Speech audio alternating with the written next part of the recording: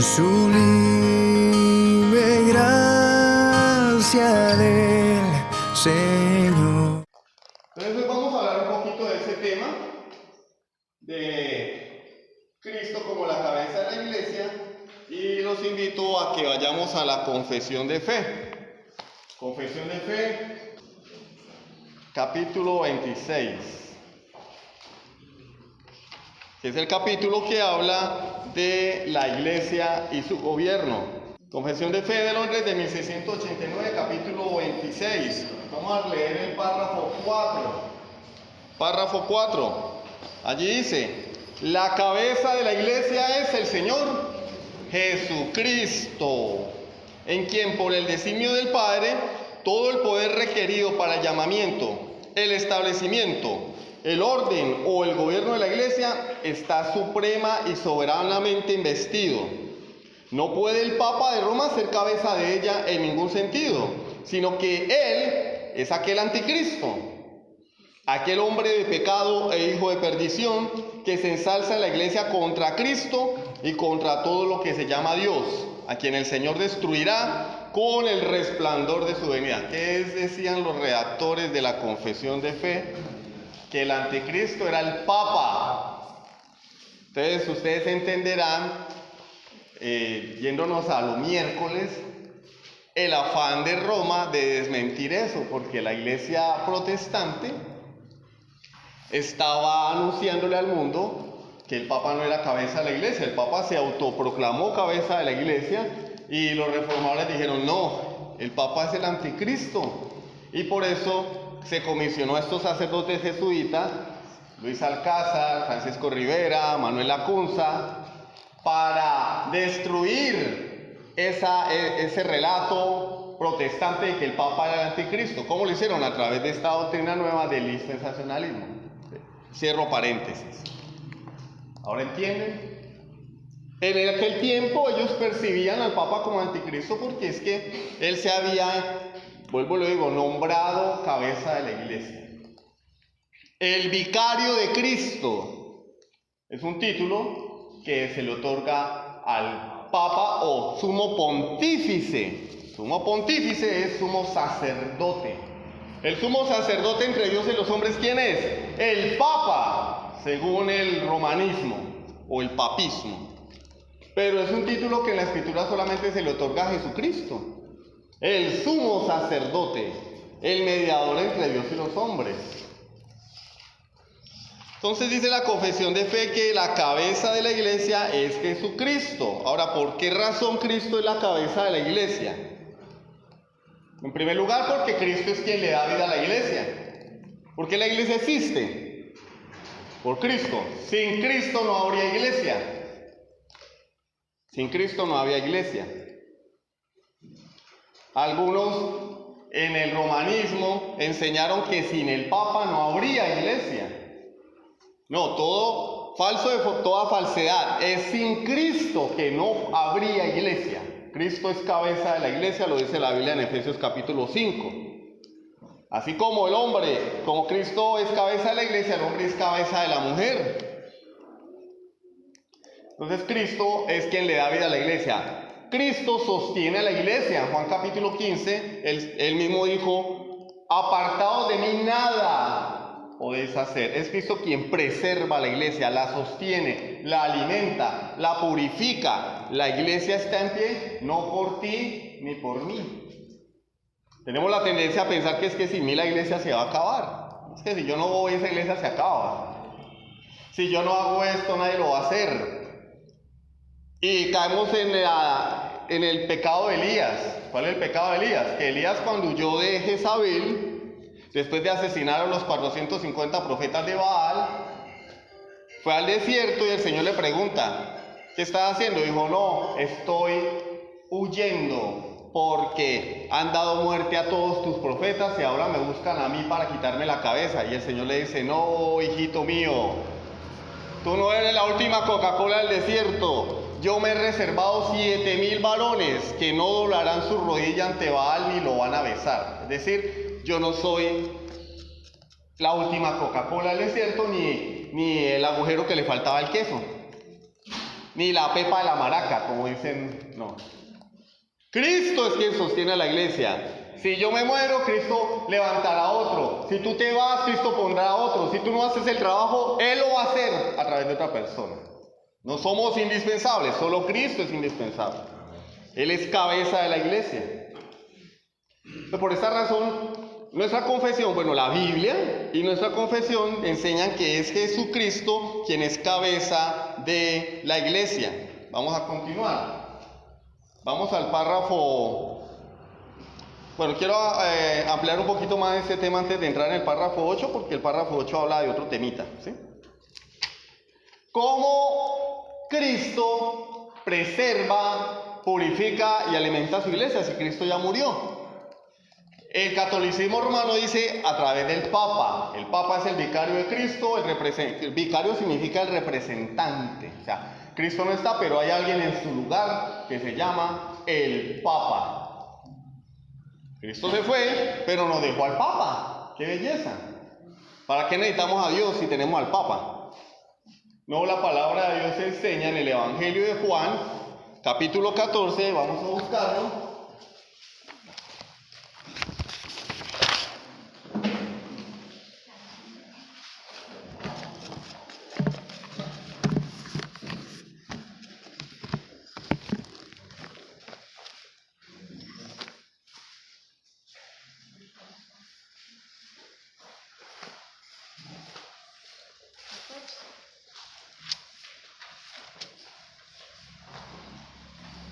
Evangelio de Juan, capítulo 14,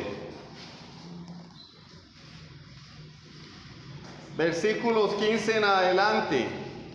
Juan 14, 15 en adelante.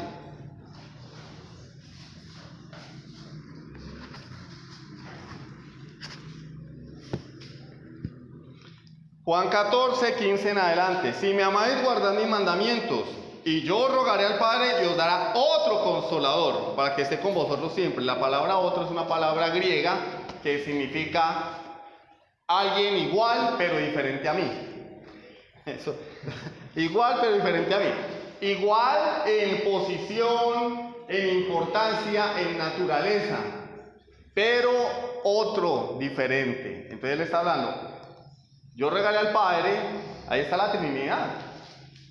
El Padre, Jesús rogándole al Padre, y el Padre y Jesús enviando al Espíritu Santo. Por eso en la enseñanza del Espíritu Santo decíamos que el Espíritu Santo procede del Padre y del Hijo. Yo rogaré al Padre, Él os enviará otro, igual a mí, pero otra persona, de mi misma naturaleza, otro consolador, que para que esté con vosotros para siempre, porque es que Jesús no iba a estar para siempre con los discípulos. Tampoco podía estar en todos lados. En cambio el Espíritu Santo sí. El Espíritu de verdad, al cual el mundo no puede recibir porque no le ve ni le conoce, pero vosotros le conocéis porque mora con vosotros. O sea, estaba con ellos, pero no estaba en ellos. Y después de la ascensión de Jesús, en Pentecostés el Espíritu Santo pasó a morar no con, sino en el creyente. Estará en vosotros, tiempo futuro. Versículo 18, no os dejaré huérfanos, vendré a vosotros. Vamos a avanzar otro poquito. Versículo 26. Mas el Consolador, el Paracleto, el Espíritu Santo, a quien el Padre enviará en mi nombre, o sea, en mi nombre sí que significa en mi lugar, representándome, ¿sí? Cuando nosotros oramos a Dios en el nombre de Jesucristo, no es una fórmula mágica de Harry Potter para obtener lo que queremos de Dios. No es un conjuro, abracadabra, no. Cuando decimos en el nombre de Jesucristo estamos hablando en el lugar de Cristo. Señor, yo te pido esto porque Cristo ocupó mi lugar en la cruz, ¿sí? Porque Cristo murió por mí, porque Él hizo mérito delante de ti. No vengo en mis propios méritos, vengo amparado en los méritos de Jesucristo. Eso significa en el nombre de Cristo. Lo cual implica que no siempre que nosotros vamos a orar, forzosamente, porque somos amigos de las fórmulas, ¿no? De pronto a alguien se le olvidó decir en el nombre de Cristo, ¡ay, usted no ora claro que la va a oír. Porque en el nombre de Jesucristo no es una fórmula mágica, es un hecho que ocurrió hace 2000 años y que se lleva a cabo en la vida de la persona cuando se arrepiente. Entonces no quiere decir que forzosamente yo tenga que decir en el nombre de Cristo cada vez que oro o que cada vez que lo digo se va a hacer, ¿no? Lo que significa es que yo en mi corazón sé y entiendo que yo no vengo delante de Dios porque las puertas del lugar santísimo se abrieron cuando me vieron llegar. Uy, llegó lo más lindo de este mundo, como cuando llega el nene de la casa, ¿no? ¿Quién es lo más lindo? Uy, llegó lo más lindo, ábranse. No, las puertas del trono, de la presencia de Dios se abren porque yo vengo es amparado en Cristo. Por eso se abren, por eso el velo se rasgó. Cristo rasgó el velo. Es más, Cristo es el velo. El velo rasgado cuando Cristo murió. Pues venimos a Dios en el nombre de Cristo, venimos amparados en los méritos de Cristo. Es más un sentir, una actitud. Porque una persona puede venir altaneramente delante de Dios. Bueno, Señor, y no, yo soy lo más lindo de este mundo y te doy gracias como el fariseo, ¿no? Señor, te doy gracias porque no soy como los demás hombres. Mire, esas mujeres que muestran piel. Uy, guago, infuchi. Ay, no, eso es falta de santidad. Yo sí me tapo. Pues claro que me tengo que tapar. No voy a venir aquí en mangasiza. Yo, una mujer sí, o sea. Yo soy más santo y entonces, en el nombre de Cristo, ya me escuchó. No, esa oración no tiene ningún sentido. De hecho, Jesús dice que fue escuchado el publicano antes que el fariseo. Es una actitud, un entendimiento, con humildad. Señor, yo no vengo en mi mérito, yo merezco el infierno, pero vengo delante de ti porque Él murió en mi lugar. Él sí hizo méritos. Tú me oyes por Él. Entonces dice, enviará en mi nombre. Él os enseñará todas las cosas y os recordará todo lo que yo os he dicho. ¿A quién envió Jesús en su lugar? Al Espíritu Santo, ¿cierto? Pero el Espíritu Santo no lo vemos, ¿o sí? No, yo lo siento a veces, pues yo casi no, la verdad. Porque la Biblia dice, por fe andamos, no por vista. Entonces, no es que yo no siento nada, es que la vida no se basa en sentimientos y emociones, se basa en hechos. Y entendemos que el Espíritu es real porque es un hecho bíblico y porque Dios lo dice en su palabra. Y andamos por fe. En el catolicismo romano hubo la necesidad de que el representante de Cristo fuese alguien visible, una cabeza visible de la iglesia. Ellos dijeron, no, bueno, se fue Jesucristo, ¿sí? Necesitamos que la gente vea a alguien, ¿sí? Obviamente pues había intereses políticos, económicos, había poder de por medio y nombraron a un hombre con el cuento de que era el sucesor de Pedro, porque Pedro fue el primer papa. Eso es una herejía, porque lo que Jesús estableció no fue el papado, sino lo que Él estableció fue la iglesia sobre los hombros de sus apóstoles. ¿Quiénes dicen los hombres que soy yo? Le preguntó a todos los discípulos, no solo a Pedro. Pedro dijo, tú eres el Cristo, el Hijo del Dios viviente. Bienaventurado eres Pedro, porque no te lo reveló carne ni sangre, sino mi Padre que está en los cielos. Y yo también te digo que tú eres Pedro, tú eres Petro, le dijo, como la moneda que hay acá que no sirve para nada. Tú eres Petro. Y sobre esta Petra, sobre esta roca, o sea, hubiera dicho Petro, ¿cierto? No como la canción. Tú eres Petro, y sobre este Petro edificaré mi iglesia. No, dice, tú eres Petro, una piedra chiquita, y sobre esta Petra, esta piedra grande, edificaré mi iglesia. Él estaba hablándole a sus apóstoles. Y la verdad que Pedro acababa de proclamar, tú eres el ungido de Dios, el Mesías prometido, el Hijo del Dios viviente. Y sobre esta roca edificaré mi iglesia, dice el Señor. Edificó su iglesia sobre la verdad que acaban de confesar sus apóstoles. Y Pablo lo narra más adelante en la carta a los Efesios diciendo que los apóstoles, son el fundamento de la iglesia. El fundamento sobre el cual se edificó la iglesia no fue sobre Pedro el Papa, fue sobre los apóstoles. Y Jesús acá en Juan le está diciendo a sus apóstoles: yo me voy, envío un consolador, alguien en mi lugar, para que les recuerde todo lo que yo les he dicho. Y por eso creemos en la inspiración de la palabra de Dios, que de forma sobrenatural, y no podía ser de otra manera, estos hombres que no tenían títulos en teología, no habían sido formados en ninguna escuela rabínica, que eran personas desechadas por la sociedad, un publicano, un ladrón, pescadores, porque según las castas del pueblo judío, castas que no existían legalmente, pero que los fariseos y escribas habían establecido de forma implícita, ellos discriminaban a las demás personas, porque no eran parte de su grupo. Eso lo vamos a hablar hoy en la predicación. Eran hombres sin letras, o sea, no tenían educación formal, no pertenecían a ninguna escuela rabínica, no tenían un título. Estos hombres escribieron el Nuevo Testamento. Y vemos la inerrancia, es decir, sin error de la palabra de Dios.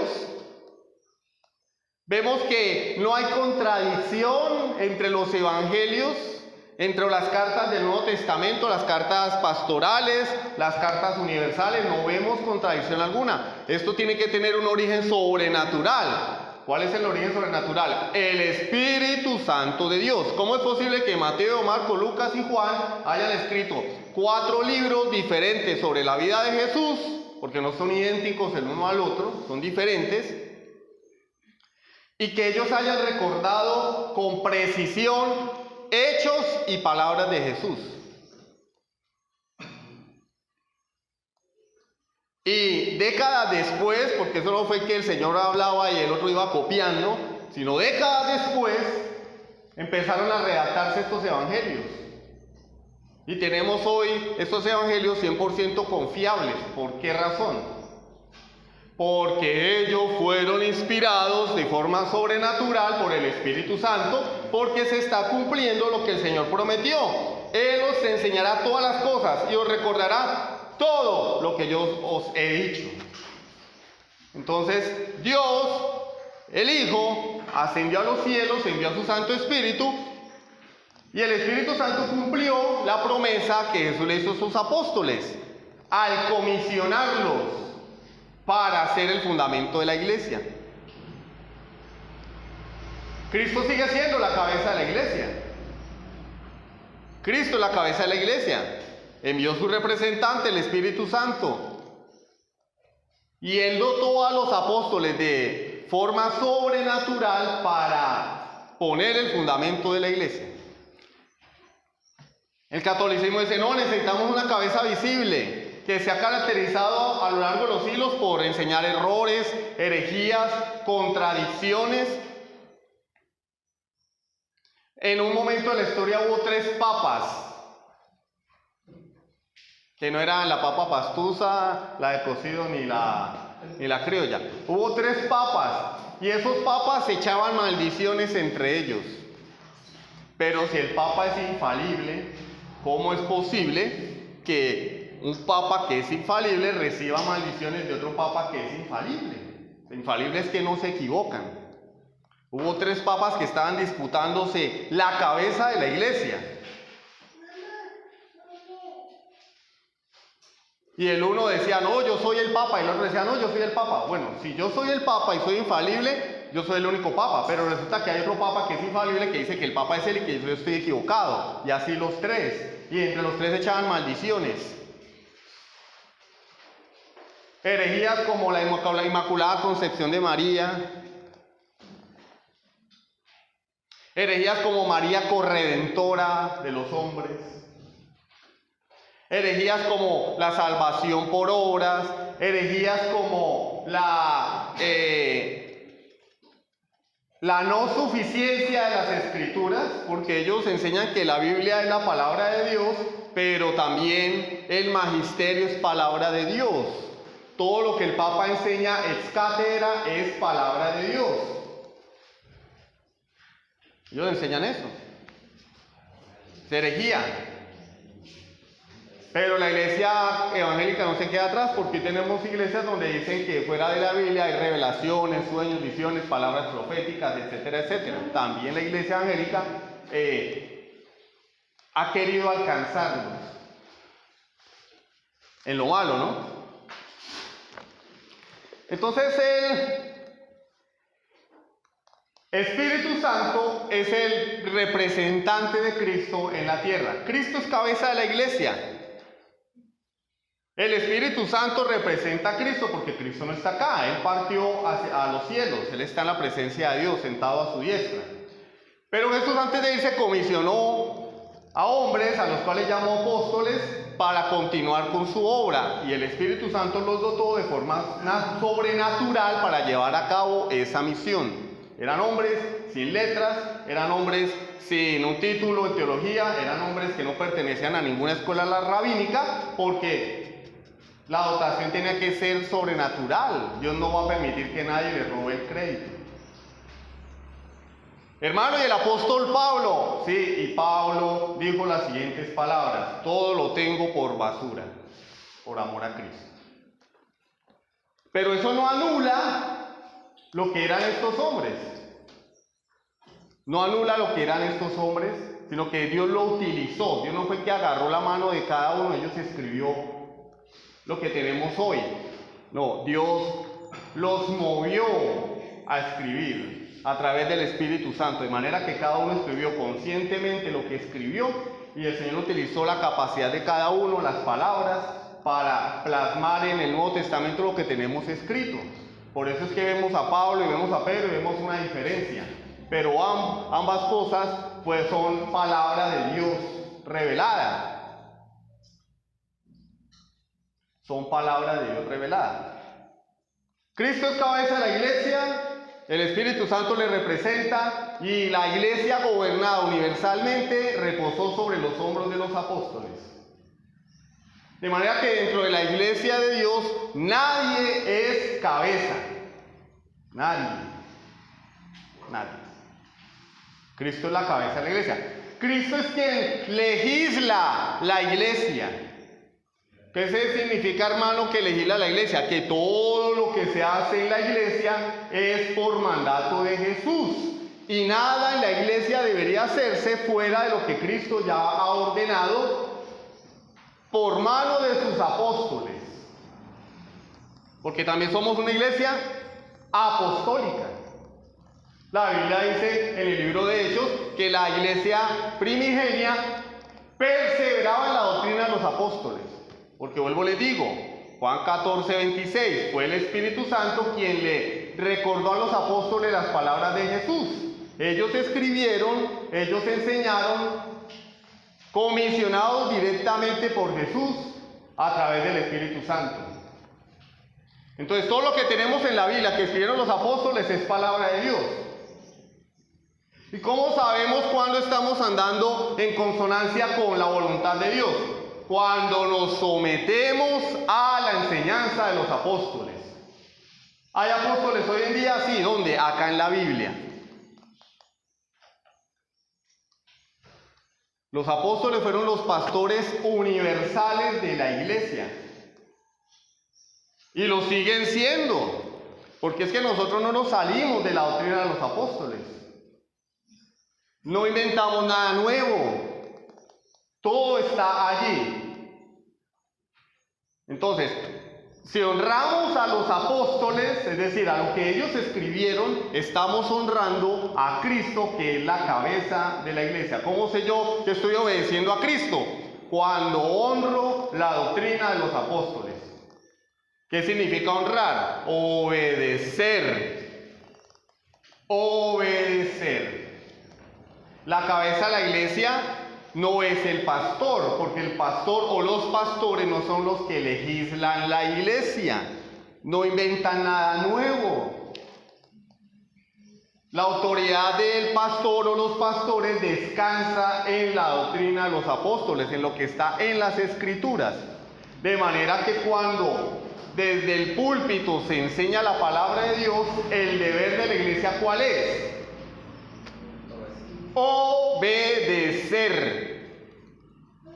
Alguien puede pensar, al hermano se le subió la cabeza. No, ningún se le subió la cabeza, es lo que la Biblia enseña. Yo no vengo hablándoles en mi propio nombre. Yo vengo a enseñar la Escritura. Si se enseña la Escritura, la iglesia debe obedecer. Por eso Hebreos capítulo 13, versículos 17 dice: obedeced a vuestros pastores y sujetaos a ellos. Hermano, pero usted acaba de decir que el pastor no es cabeza de la iglesia. No es cabeza de la iglesia, pero Cristo ha legislado que la iglesia debe sujetarse a su pastor o a los pastores, en caso de que los haya. Porque ellos predican fielmente la palabra, porque ellos velan por vuestras almas. Entonces no es ningún se le subió a la cabeza, es lo que enseña la palabra de Dios. Sea Dios veraz y todo hombre mentiroso. Cuando un pastor vela por el alma del rebaño y le dice al hermano, hermano, esto, hermano, lo otro, sustentado en la Escritura, por el bien del alma de esa persona, lo mejor que puede hacer ese hermano es obedecer al pastor, porque en él mismo hay alguna cualidad o hay algo, inherentemente hay alguna importancia. No, por lo que él enseña, por lo que él está haciendo, por lo que él representa.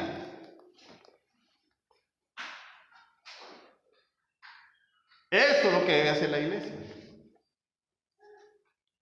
Y más adelante vamos a profundizar sobre este tema, todavía no. Vamos a ampliar un poquito más ese tema de lo que son los obispos, ¿sí? De lo que... Bueno, hermano, ¿y por qué en la iglesia no hay más pastores? Porque uno de nuestros distintivos es la pluralidad de ancianos. ¿Por qué no hay más? Bueno, porque como dijo cierto técnico, lo que hay. Nosotros no creemos en el monobispado, pero tampoco vamos a nombrar pastores como en ciertas congregaciones que todo el mundo es pastor. Todo el mundo es pastor. Está el pastor del café, está el pastor de la puerta, está el pastor de los mandados, está el pastor... Todo el mundo es pastor. Y nosotros no tenemos cuidado de revisar su vida, que cumplan con los requisitos establecidos en la palabra de Dios. No, hay un hermano que sabe mucho, nombrémoslo pastor. Bueno, pero es que la Biblia, ese es uno solo de los requisitos, apto para enseñar, pero hay más. Y nosotros en cierta iglesia nombramos a uno porque venía de un seminario, hizo un desastre con la iglesia, casi la destruye. Ahí va la iglesia medio recuperándose. El hecho de que una iglesia tenga un solo pastor marca una deficiencia, pero cuando una iglesia está empezando, está bien. ¿Cuál es el propósito de la iglesia? Orar a Dios para que levante de medio del pueblo hombres calificados y que Dios los llame al ministerio. Pero no se lo va a hacer ni en un día, ni en 2, ni en 3, ni en 1 año, ni en 2 años, ni en 3 años. Hay iglesias que demoran 10 años en ordenar un pastor. En estos días el pastor Julio Benítez ordenó a un hombre que llevaba 7 años preparándose para el ministerio. 7 años. El pastor Héctor esperó casi 10 años para que se ordenara en su iglesia a otro pastor. Entonces no es algo que va a ocurrir de la noche a la mañana. Pero es la meta. Ya hacia allá tenemos que trabajar. Somos una iglesia que tiene 5 o 6 años y hasta ahora está naciendo, creciendo, organizándose. Pero los pastores no son la cabeza, los pastores son los dones hombres que Dios ha dado a la iglesia para que la administren, la gobiernen, la cuiden, la sustenten a través de la palabra impartida, de la palabra enseñada. Pero son autoridad, porque Dios les ha dado esa autoridad. Por eso dice, obedeced y sujetaos a ellos. Pero también tenemos por otro lado, y me estoy adelantando, textos como los de primera carta de Pedro, capítulo 5, donde dice que el pastor no debe enseñorearse de la iglesia. Es que el Señor es sabio. Los pastores son autoridad, pero no son los señores de la iglesia. El Señor es Cristo. La iglesia no. Si bien Pablo utiliza en ocasiones la metáfora de la milicia, del ejército, la iglesia no es el ejército, la iglesia no es la policía, la iglesia no es la milicia. Porque hay personas que tienen ese mal entendimiento, ¿no? Yo acá soy el capitán y acá se hace lo que yo le diga. No. Personas que son críticas. No, pero hermano, pero es que hay que decirles. No, es que yo no soy Dios. Yo no soy el Espíritu Santo. Porque también en primera carta de Pedro, vamos a buscarlo. Primera de Pedro 5:2. Si yo fuera el Espíritu Santo, no estaría acá. Estaría en el cielo. Ya me hubiera aburrido. Gracias a Dios no soy el Espíritu Santo. El Espíritu Santo es paciencia infinita.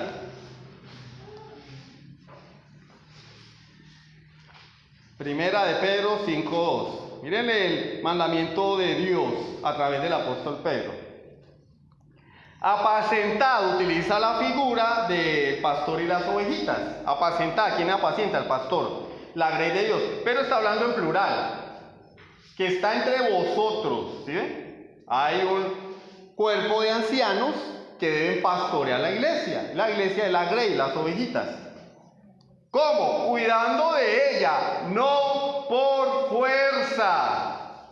Ese cuentico de que el Señor me está hablando y el Señor me mandó a decirte que tú vas a ser pastor, eso es falso, eso es una falacia. El llamado de Dios es personal. Una persona empieza a sentir inquietud en su corazón de servirle a Dios con todo su ser y a la iglesia.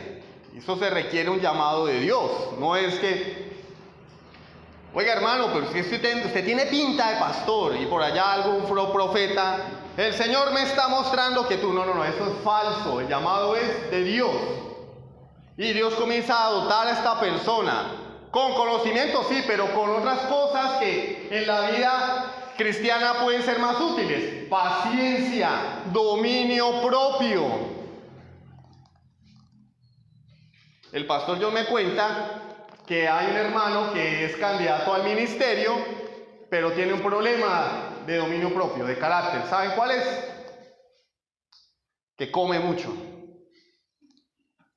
Y nos parece chistoso. Pero él hablaba en serio.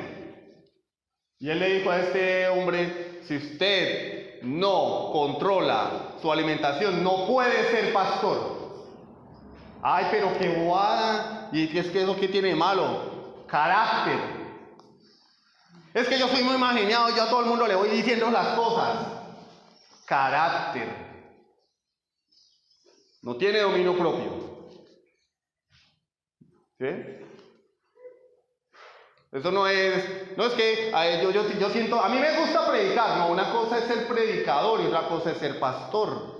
Es que a mí me gusta estudiar mucho la Biblia, una cosa es ser teólogo y otra cosa es ser pastor. Es un llamado de Dios y es un reconocimiento de la iglesia, porque la iglesia empieza a reconocer en esa persona las calificaciones o las cualificaciones y empieza a decir, este hombre debería ser candidato al ministerio. Pero no es porque el pastor se lo diga, es porque Dios, hay un llamado interno y hay un llamado externo, el llamado de la congregación. No por fuerza, no es por obligación, no es porque otro me lo dijo, sino voluntariamente, no por ganancia deshonesta. No es que hoy en día el mejor negocio de la iglesia es tener una iglesia. A mi sobrino le dijeron en el instituto, el mejor negocio hoy en Colombia es montar una iglesia, porque son puras entradas, cero impuestos. Ese es el mejor negocio. Y a algunos les da resultado. Acá en la frontera estamos plagados de iglesias que son un negocio, solamente buscan diezmos, ofrendas, primicias, pactos. No por ganancia deshonesta.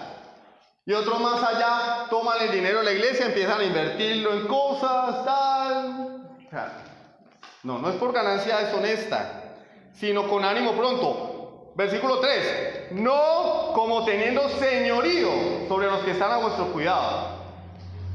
El pastor Boris es muy relajado. No, yo no soy relajado, es que yo no soy Dios. Y en un inicio yo mantenía encima a los hermanos. No, ya no. El que quiere hacer algo lo hace. Y el que no, pues no lo hace y ya. Porque uno no está hablando con niños chiquitos. Los niños chiquitos uno tiene que estar repítale, pero se supone que el mismo Espíritu Santo que mora en mí, mora en ti. Y la misma palabra que leo yo, la lees tú. Entonces yo no soy el Espíritu Santo para machacar a los hermanos o para imponerme sobre los hermanos o para estar como un policía con los hermanos. Porque yo no soy el Señor de la iglesia. Hay iglesias donde sí lo hacen así. No, bueno, usted tiene que hacerlo porque así. No lo quiere hacer. Listo, hermano. Amén, no lo hagas. Otro lo hará. O como me han enseñado a mí. Si no hay quien lo haga, no se hace. Así me lo han enseñado. Pastores más inteligentes y más sabios que yo. Si no hay quien lo haga, no se hace. Hermano, y en esta iglesia, ¿por qué no está haciendo eso? ¿Por qué no hay quien lo haga? Y yo no puedo hacerlo todo. No se hace. Hermano, ¿por qué no hacemos reuniones de caballeros? Porque no hay quien las haga. Y yo no las puedo hacer, no puedo hacer todo. No se hace. No se hace. La iglesia no se va a caer por eso. Para eso se da capacitación en los cultos, para eso se dan consejerías, para eso las personas estudian en casa el catecismo, la confesión de fe, y eso debe bastarles para saber cómo andar en su vida. Pero yo no soy el Señor de la iglesia. Líbreme Dios de imponerme sobre un hermano, porque es la esposa de Jesucristo. Líbreme Dios de maltratar a la iglesia, de humillar a algún hermano, de hacerlo sentir mal, de hacerlo sentir incompetente. La iglesia no es el ejército, la iglesia no es la policía, la iglesia no es la Guardia Nacional y el pastor es el general. ¡No! La iglesia es la esposa de Jesucristo y los pastores han sido dados para cuidar, guiar, dice la palabra de Dios, apacentar, darle de comer, cuidar, dice, siendo ejemplos de la grey. ¿Cómo es que el pastor debe gobernar la iglesia? Con el ejemplo. Si yo llego media hora tarde al culto y no le puedo decir a un hermano, está llegando tarde. Ahora, si yo llego primero que todos, sí le puedo decir a un hermano, está llegando tarde. ¿Sí o no? Siendo ejemplos de la grey. Si yo no agarro una escoba, yo no le puedo decir a los hermanos, hermano, mira, ¿por qué no colaboras con el aseo? Pero si yo lo hago, sí. Si yo hago mi trabajo, yo puedo demandarle a los hermanos, con amor. Hermano, ¿por qué no estás haciendo eso? Porque no estás haciendo lo que te corresponde. Pero no enseñoreándome. Dice, el hermano dice, no, pues es que, bueno, hermano, pues no quieres, no lo hagas. Yo no soy Dios. Pero si es un hermano miembro, si hay ya ciertas acciones que se toman en esos casos, cuando un hermano está en rebeldía, porque es un miembro que adquiere un compromiso con la iglesia y tiene responsabilidades, está en franca rebeldía, se subleva contra la iglesia, entonces pues allá hay actos disciplinarios que se deben llevar a cabo, pero la disciplina está establecida en las Escrituras, no es porque me tiene entre ojos, es que el hermano me tiene entre ojos, Lo vuelvo y le repito, esto va para todos. La iglesia no es el ejército. No, es que yo estuve en el ejército y allá se hacían las cosas así. Eso es allá, mi hermano, aquí no. La iglesia es una institución divina. Hay aspectos en los que Pablo compara a la iglesia con la milicia en cuanto al orden, compara a la iglesia con un ejército que va a la guerra, Efesios capítulo 6. Compara a la iglesia con la milicia en cuanto a la santificación, porque dice, ninguno que milita se enreda en los negocios de esta vida. O sea, el soldado está en lo suyo, no está siendo soldado y vendiendo juguetes en Navidad. No, él está en su labor. Pero la iglesia, la Biblia en ninguna parte dice que la iglesia es una jerarquía militar, que el capitán, el teniente, el sargento y abajo los soldados rasos. No, eso es un error. ¿De dónde traemos ese error? De un sistema episcopal jerárquico, ¿sí? Donde la palabra del que está arriba es la ley y donde él dice la gente hace. Ahora bien, cuando la Biblia enseña a través de los pastores, la iglesia debe hacer, porque es Dios el que está hablando. Y el día de mañana yo les digo, vamos a primera carta de Boris Molina, ustedes están en todo derecho de rebelarse y decir, eso no es así. Pero si yo digo, vamos al Nuevo Testamento y interpreto la Biblia correctamente en lo humanamente posible, entonces la iglesia está en deber de obedecer. ¿Cuál es el problema? Que no nos gusta. Que no nos gusta, porque a nadie le gusta sujetarse, porque eso está en nuestro ADN. El viejo hombre odia sujetarse, pero siempre nos vamos a sujetar. Hermano, y es que usted a quién se sujeta, a Dios, a la Escritura y a mis pastores.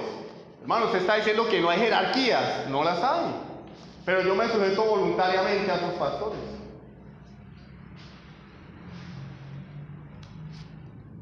Las iglesias bautistas son independientes, pero no son independentistas.